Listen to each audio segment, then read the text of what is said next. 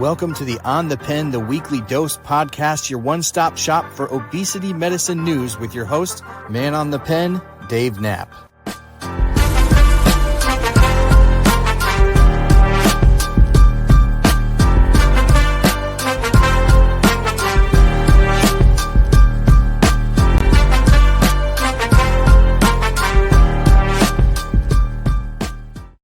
Welcome to this Tuesday, June 24th edition of On the Pen, the weekly dose podcast. I'm your host, Dave Knapp, ManOnMounjaro. That's why I'm here. You are on the pen. Wegovy, Saxenda, Victoza, Trulicity, Mounjaro, Zepbound, Compound, that pen. It's what we talk about each and every week here as we bring you obesity medicine news from the patient perspective so that you can have more competent and confident conversations with your medical providing team. If that sounds like something you believe in, you got to go ahead and hit the subscribe button, give it a 5-star rating review on the podcast. But we got a ton to get into. This past weekend was, of course, the ADA 85th Annual Scientific Sessions, and On the Pen covered it wall to wall over on our Substack. So if you're not on our Substack, listen, all of our coverage of ADA was completely free, not behind the paywall. So you can simply go to obesity.news. Type that into your browser, obesity.news, enter. And that's going to take you to our Substack where you can just put your email address in. It'll just deliver all the news that's pertinent to you directly to your inbox. But there was a ton to get to, and we're going to try to unpack it all today, as well as some other news that's broken in the last 24, 48 hours. There's just so much to get to. But starting with MariTide. MariTide is a very interesting molecule that people have been interested in for the last a couple of years now, and we got some data on MariTide. Now, for those of you who don't know, MariTide is an interesting concept. So it's a once monthly injection. So where everything we have currently is once weekly, you'd only take this one time a month. But is that a good thing based upon the data that we know about MariTide? Probably not. So we're going to jump into it. MariTide is a GLP-1 receptor agonist, like everything else, but it's also a GIP blocker. So Tirzepatide, Mounjaro, Zepbound, they actually activate the GIP receptors. MariTide does the opposite. It blocks them. Go figure that they can get a similar result from a weight loss perspective by blocking it or by stimulating that receptor. Either way, tinkering with the GIP seems to be helpful in weight management. So MariTide took the opposite track of Lilly. Lilly continues to claim that by activating the GIP receptors, it actually mellows out the side effects that you would otherwise feel with a straight GLP-1. That's why people who get on to Zepbound or Mounjaro and were previously on Wegovy or Ozempic talk about how much less side effect, the nausea and GI side effects that they experience with Zepbound or Mounjaro. This takes a totally opposite track by blocking those receptors. Now, the good news about MariTide is at the high doses, patients did lose quite a reasonable amount of weight, about 20% for people without diabetes and 17% for people with type 2 diabetes. And so it's up there, right, with other treatments that we've seen in phase 2 clinical trials. But this is where it gets interesting. So the titration process in this phase 2 study saw some wings of the trial basically not really titrate, go up to these high doses of MariTide. And in some of those arms of the study, data showed vomiting rates as close to 90%. So just think about that. 90% of the people who were slammed with this high dose to get, again, that 17 and 20% body weight, they had 90% vomiting rate. So, I mean, I can think of a lot of things that can help people lose weight if they're just constantly vomiting. So that's the negative side of MariTide, which they're going to have to fix in their phase 3 trials, which I think will bring the weight loss down to earth as well. And so this is not one I've been super excited about, just because this has been the ongoing problem with MariTide, is that, I mean, people are willing to put up with a lot in terms of being physically fit and getting the weight off and getting healthier. People are willing to put up with a lot, but I'm not sure that people are willing to put up with being sick constantly. Now, again, that was The higher percent of the vomiting were people that did not hit the titration, just went to those upper doses. But still, even without titrating, you had 65 to 85% of patients reporting vomiting, which is still very, very high.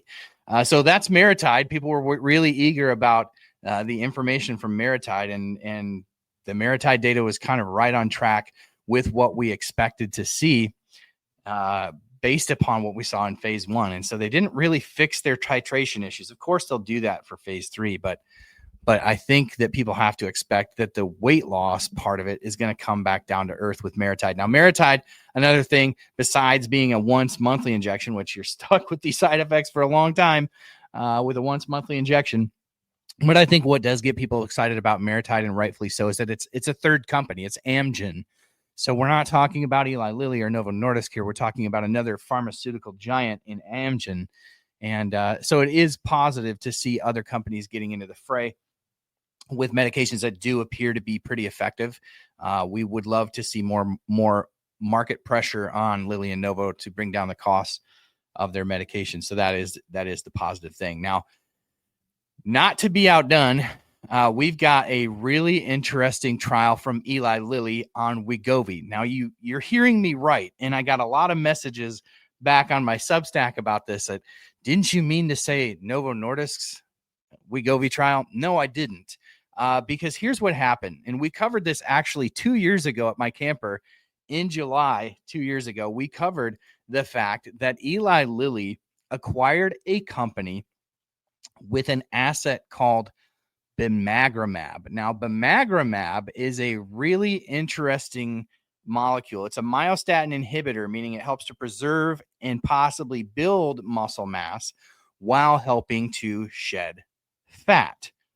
And so this is super interesting because Eli Lilly acquired this molecule back in 2023 when the company that owned the molecule had already started testing it with semaglutide. So for that reason, Eli Lilly kept with that trial, knowing that eventually, even though Versanis Bio, the company that owned bimagrumab when the trial started with semaglutide, that they would eventually be able to switch in the next phase of trials to tirzepatide or retatrutide or whatever Eli Lilly chose. So in this study, bimagrumab, which is now owned by Eli Lilly, was paired with Wegovy. Now listen, in the Wegovy trials for obesity, patients lost just under 16% of their body weight in a 68-week trial. Now listen to what happened for patients that combined Wegovy and bimagrumab in a much shorter trial. So this trial was 48 weeks long compared to that 68-week Wegovy trial. And in much less time, patients pairing semaglutide with bimagrumab lost 22% of their body weight. So the weight loss ticked way up in combination with bimagrumab, but that's not even the headline. When patients lost that 16% with Wegovy over 68 weeks, only 72% of that body weight was from fat. The rest of it was from lean mass. So semaglutide sort of has a unique issue with the weight loss compared to some of the other molecules like tirzepatide. But when combined with bimagrumab, not only did people lose more weight in less time, 93% of that weight loss came from body fat. So one of the interesting things to come out of ADA, and I mean, it's not even really an ADA thing. One of the interesting sort of transitions that you're seeing in the future generation of these medications is the quality of weight loss, because we're going to be able to get there with the quantity, but we don't want a lot of skinny fat people walking around. In other words, people whose body composition has changed so much that their body actually has more fat percentage on it at the end of their weight loss journey than it did in the beginning. And so preserving that muscle mass is incredibly integral to long-term health. And you see that these companies are really shifting in investing in these future pipeline medications that preserve muscle mass and improve the quality of weight loss. So bimagrumab is something that we've been following at OnThePen for 3 years now, or for 2 years now. And this is the first solid data that we have that shows that this is going to be really interesting when you pair that with tirzepatide. Obviously, tirzepatide has been shown over and over to be superior from a weight loss standpoint. So when you combine it with bimagrumab, not only do you get rapid weight loss, but likely the preservation of lean muscle mass. So the better quality of weight loss. So perhaps bimagrumab plus tirzepatide for many people could be even more exciting to consider as a combination than even retatrutide. So that is really a positive one to come out of ADA data this week. I felt like I was drinking from I could say drinking from a fire hose, but it was like being under Niagara Falls with your mouth open. I mean, it was so much. And there's other things that we're not going to get to today that we will get to down the line. I do want to take a moment and pause and just thank our sponsors, Ro. Ro, as you know, sponsors our podcast each and every week. They're the ones that allow us to do things like take the weekend and follow ADA so that we can bring this information to you so that you can have more competent and confident conversations with your provider. Listen, if you're looking to treat your obesity with a GLP-1 or similar medications, Ro has the platform to connect you with the doctors who can prescribe these medications when it's medically appropriate. Not only that, but their Ro Body program, the whole program wrapped around access to GLP-1 medications, shows that patients lose 15 to 20% of their body weight in a year.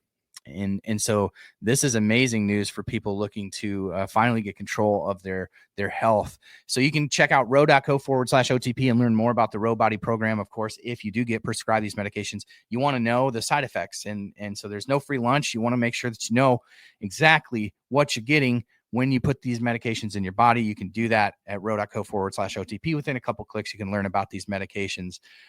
Ro is also a great company to check out if you're looking at getting back on branded medication, looking at getting in coverage, because they do thousands of prior authorizations per week, and they have perfected that process. So with compounds going away, or you're just looking at getting on the real versions of these medications now that they're a little bit more accessible from a shortage standpoint, look no further than our partners over at Ro. So thank you, Ro, for being such wonderful sponsors of OTP. Moving on in the news today, we've got so much more to cover. There was a really interesting piece of data that came out about Wegovy 7.2 milligrams. So we've been looking at the future of medications from Novo Nordisk, whether it be CagriSema or amycretin, but there's still room to grow with Wegovy by increasing the dose. So they dropped some data from their Step Up trial, and it's the first real look at what happens when you push semaglutide past that current 2.4 milligram ceiling. And the data is intriguing. So the numbers that you see from a weight loss perspective on the 7.2 milligram dose looks a lot like bariatric surgery. So on that dose, patients lost an average of 21% of their body weight over 72 weeks, but 33%, a staggering number, a third of the patients enrolled in the 7.2 milligram trial lost more than 25% of their body weight. So that's a third of the people shedding a quarter of their body weight without surgery, just a high dose of something that's already on the market, just a higher dose. So very interesting. Patients on this 2.4 in this study, which was again a little bit longer, 72 weeks versus 68 weeks in the select trials.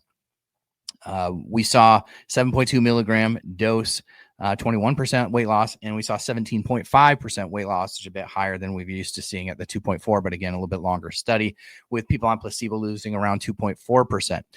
But this is an interesting breakdown, perhaps one of the more interesting breakdowns on this study, is that 86% of patients on the high dose of semaglutide lost at least 10%, 70% lost at least 15%, 51% lost at least 20%, and then you have that 33% that lost at least 25%. So the upper dose, the higher dose of in milligrams of semaglutide seems to be helpful, though we did cover how there is a waning effect, and they've gone in some early stage trials all the way up to 16 milligrams without a lot of separation between the 7.2. So the 7.2 looks to be what Novo Nordisk will actually apply for a label update in Europe this year, with US submissions coming shortly thereafter. Now, the interesting thing to me in all of this, kind of putting together one of the more interesting stories to come out of the week, is that with CagriSema, we know that, which is the next generation cagrilintide plus semaglutide,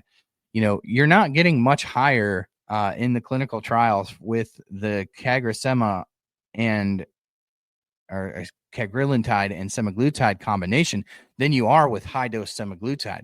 And so it's just they're in an interesting spot, because then down the line they have amycretin, which is supposed to be the next generation, which doesn't seem to be separating super meaningfully from CagriSema. So Novo Nordisk is in an interesting spot. They also abandoned a GLP-1 GIP combination recently, which is, for the future of what Novo Nordisk has to offer, really seems to lag behind some of the pipeline medications from some of these other companies, especially and obviously Eli Lilly. So interesting stuff to come out of ADA on the Novo Nordisk side. Now, I want to cover and shift to one of the interesting things that I found during this ADA 85, and that was happening kind of on the sidelines. You saw the American College of Cardiology basically say that, we've been telling people that to get their obesity and heart disease in check, they need to use lifestyle modifications as a first-line intervention, but they're no longer ignoring how beneficial the use of GLP-1 medications are. So for the first time, the ACC published clinical guidance entirely focused on the medical management of obesity, and they're urging cardiologists to use every modern tool available to lower cardiac risk. Now, in stepped this presentation at ADA on pemvidutide. So Altimmune is the company with the asset pemvidutide, and it is a GLP-1 and glucagon receptor agonist, and it has amazing potential when we're talking about heart disease and heart health. Let's get into some of the numbers that we see here. So pemvidutide phase 2 study, it was 391 adults with obesity or overweight without diabetes. This was randomized to weekly pemvidutide doses, pemvidutide doses of 1.2 milligrams, 1.8 milligrams, or 2.4 milligrams, or then placebo. And this was over 48 weeks. So over that 48-week period at the upper dose, patients lost up to 15.6% of their body weight. This seems to be kind of like right on par with Wegovy in a bit shorter of a trial, right? So at the 2.4 milligram dose, 15.6 reduction in body weight. But check out these heart numbers. Lipid improvements, total cholesterol down 15.1%. LDL cholesterol down 11.2%. Triglycerides down 34.9%. Inflammation and risk marker changes were seen as well. A decrease in remnant cholesterol, fewer small LDL particles, reductions in multiple pro-inflammatory lipid classes, and a significant drop in glyco-A, a biomarker tied to heart failure. So this kind of data, coupled with the ACC guidelines, point towards not only shrinking waistlines and smaller numbers on the scale, but real reduction in cardiovascular risk. So we're not just talking about looking better, feeling better. We're talking about living longer. And so this information from the American College of Cardiology was right on cue, because they know and they can see what's happening. Maybe a little late to the party, in my opinion, but it's good to see organizations like the American College of Cardiology and the American Diabetes Association really starting to take obesity serious as a disease. And so getting outside of the obesity community and seeing sort of these other specialties looking at obesity and saying, yeah, this is actually a disease. And if we can treat this disease appropriately, we have less diabetes, we have less heart failure, we have less kidney failure. And so you're going to continue to see this stuff proliferate, which brings me to another story that's not ADA related, but came out this past week. And I just want to cover this because I have some major concerns. And, well, let's just get into it. Before anyone was bringing you the news around what happened back at the end of May, this is back when I was feeling sick, and so I kind of flew under the radar, but nobody was reporting it. We brought you this news, this breaking news this past week on our Substack, that Empower Pharmacy, which is the pharmacy that Eli Lilly is suing over compound Tirzepatide, Empower Pharmacy filed to cancel Eli Lilly's Tirzepatide patent, putting basically this patent on Tirzepatide on the chopping block. So this isn't a trademark lawsuit like we've seen in the past, and it's not another skirmish over labels and marketing and how whether or not organizations are using trademarks illegally. This is directly going after the patent on the molecule of Tirzepatide itself. So for over a year, Lilly and Novo have relied on a simple tactic when it comes to lawfare to protect their handle on the market when it comes to their proprietary blends of peptides. So it's easy, it's faster, it's not very risky for them to go after these companies. It lets them protect their brand without having to defend the originality of their science in front of a judge, which is something that I believe that they've tried to avoid at all costs, because there's so much risk in defending their patents on the peptides in court. Because if they lose, and this gets to the bigger heart of this thing, if they lose, this is likely based upon the data that Empower Pharmacy is presenting, likely to affect all peptides in obesity medicine. So everything that we just talked about pemvidutide, retatrutide, tirzepatide, semaglutide. These are all peptides, right? And essentially in their filing, Empower says that the science behind it was already out there, known, published, and used. They claim that the molecule is just an obvious variation of existing peptides, and that any skilled scientist in the field could have come up with this through routine synthesis. These are generally analogs to naturally occurring hormones, which these companies have found peptides that mimic those hormones, and that's what makes them effective, right? There's all this dysregulation that happens within our bodies, within our guts, where these many of these peptides are made in response to intake of nutrients, and these kind of reset the balance of something that's been wonky in our system. But if Eli Lilly loses this, the question that I would posit to you is, yes, this gives us cheap semaglutide, it gives us cheap Tirzepatide. What about for those living with more nuanced and tougher to control disease? There will be no incentive for big pharma to go this very safe route of creating peptides that mimic our nutrient stimulated hormones that are increasingly improving the prospects of treating obesity, but also longevity, like we talked about with pemvidutide, like we're looking at with retatrutide. We're talking about game-changing medications. That all would come to a stop. What would be the incentive for a pharmaceutical company to innovate with peptides moving forward? So this is one that we're watching closely, and the stakes are enormous.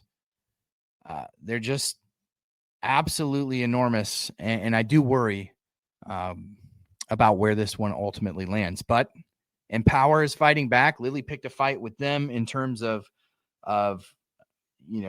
taking them to court, suing them over compound Tirzepatide, and Empower is hitting back. And so this is one that we'll be watching very closely, but it does concern me about the future development of these peptides and whether this is a short-sighted move on the part of Empower. But we will have to see where this all shakes out, where it lands.